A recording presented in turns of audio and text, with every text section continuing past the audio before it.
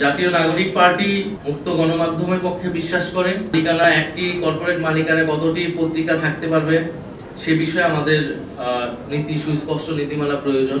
আমাদের এই আন্দোলনেও কিন্তু মত প্রকাশের যে অধিকার সেই অধিকার হরণ থেকেই আন্দোলনের যাত্রা শুরু। গণমাধ্যমের কথা বলি, এখানে অনেক ধরনের সমালোচনা আলোচনা রয়েছে, এই সরকারের সময় আলোচনা রয়েছে। যেহেতু আমি তথ্য সম্প্রচার মন্ত্রণালয়ের উপদেষ্টা ছিলাম, অনেকগুলো সমালোচনা আমার উপর আসলে বর্তায়। আমরা একটা কথা বিভিন্ন সময় বলেছি যে বিগত 16 বছর একটা ফ্যাসিস্ট শাসনের মধ্য দিয়ে অন্য সকল প্রতিষ্ঠানের যে ধরনের দলীয়করণ হয়েছে এবং ফ্যাসিজমের দ্বারা প্রভাবিত এবং নিয়ন্ত্রিত হয়েছে, গণমাধ্যমও এর একটি অন্যতম একটি প্রতিষ্ঠান। এবং গণমাধ্যমের উপরেই হস্তক্ষেপ এর একটা যেমন আইনি দিক আছে, এর একটি সাংস্কৃতিক দিকও আছে। ফলে মিডিয়া এবং ফ্যাসিজমের সম্পর্ক আসলে বিগত সময়গুলো কি ছিল এবং মিডিয়ার ভিতরে যে ফ্যাসিজম প্রবেশ করেছে সেখান থেকে মিডিয়াকে আমরা কিভাবে বের করতে পারবো সে বিষয়ে আসলে আমাদের স্পষ্ট রূপরেখা প্রয়োজন। কারণ আমরা দেখছি মিডিয়া ও ফ্যাসিজমের যে সম্পর্ক বিগত সময়ে ছিল, যদি সেই সম্পর্ক থেকে সেই আদর্শিক আধিপত্য জায়গা থেকে যদি মিডিয়া বের না হয়, তাহলে আসলে এই জুলাই গণঅভ্যুত্থানের পরবর্তীতে আমরা যে মুক্ত গণমাধ্যমের প্রত্যাশা করি এবং জনগণের মিডিয়ার প্রতি যে আস্থা বিশ্বাসের জায়গা সেটি আসলে সম্পূর্ণরূপে নিশ্চিত হবে না। আমরা আশা করব যে আমরা রাজনৈতিক দলগুলোর সাথে গণমাধ্যমের যে সম্পর্ক সেই সম্পর্ক আরো ইতিবাচক হবে এবং যে মুক্ত গণমাধ্যমের প্রতিশ্রুতি আমরা সকলেই দিচ্ছি সেটি আসলে আরো কিভাবে কার্যকর করা যায় সেই বিষয়ে আমরা যদি আরো বাস্তবিক অর্থে আরো খোলামেলা আমরা নিজেদের মধ্যে আলোচনা করতে পারি, সেই রূপরেখা তৈরি করতে পারি, এটি আমাদের জন্য ভালো হবে। গণমাধ্যম সংস্কার কমিশন আসলে অনেক আগে হয়েছে, আমি উপদেষ্টা থাকার সময় হয়েছিল এবং আমাদের যে সময়সীমা সেই সময় ছিল যে গণমাধ্যম সংস্কার কমিশনের সুপারিশগুলো দ্রুত আসবে এবং বাস্তবায়ন হবে, সেটি অনাকাঙ্ক্ষিতভাবে অনেক দেরি করছে।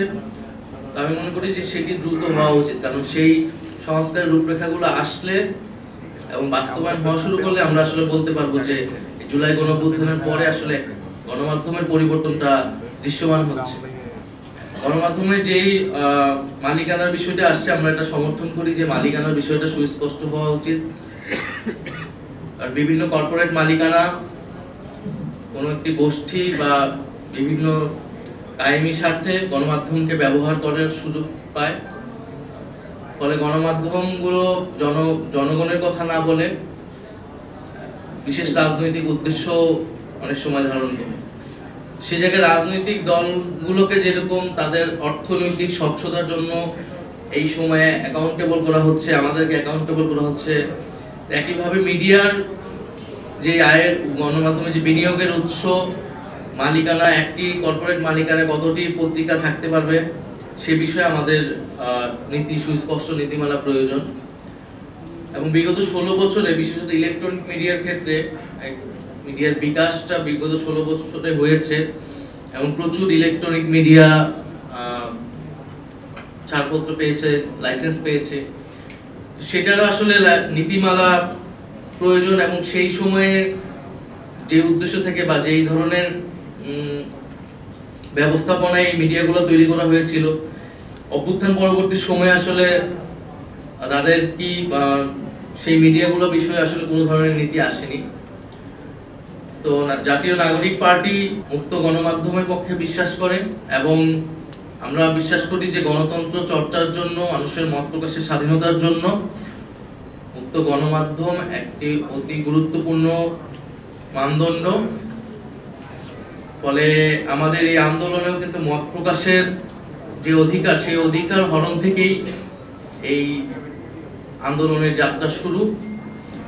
ফলে জুলাই গণঅভ্যুত্থানের সেই আকাঙ্ক্ষাকে ধরেই আমরা বলতে চাই যে ভবিষ্যৎ বাংলাদেশে আমরা গণমাধ্যমে যে ধরনের দলীয়করণ দেখি, গণমাধ্যমের উপরে সরকারি হস্তক্ষেপ দেখি, গণমাধ্যমের উপর নানা ধরনের সামাজিক চাপ দেখি, সেগুলো থেকে বের হয়ে সত্যিকার অর্থে গণমাধ্যম কাজ করতে পারবে এবং সাংবাদিকরা তাদের নিরাপত্তা এবং পেশাদারিত্ব বজায় রেখে মানুষের পক্ষে সেই কাজগুলো করতে পারবে।